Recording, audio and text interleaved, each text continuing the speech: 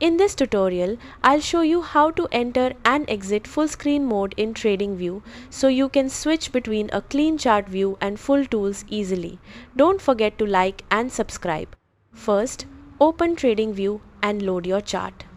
If you're already in full screen mode, your chart will take up the entire screen with no menus visible. Now, the fastest way to exit full screen is by using your keyboard. Simply press the escape key once. This will instantly bring back all your panels, tools and menus.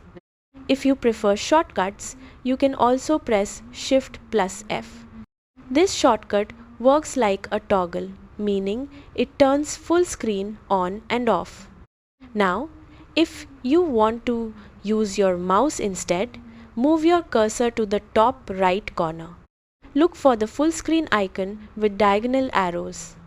Click that icon again to exit full screen mode. Your chart will return to the normal layout with all options visible. You can switch between full screen and normal view anytime depending on your workflow. Full screen is great for focus, while normal mode gives you access to all tools. That's it. You've successfully learned how to exit full screen in Tradingview. Subscribe for more Tradingview tips and tutorials.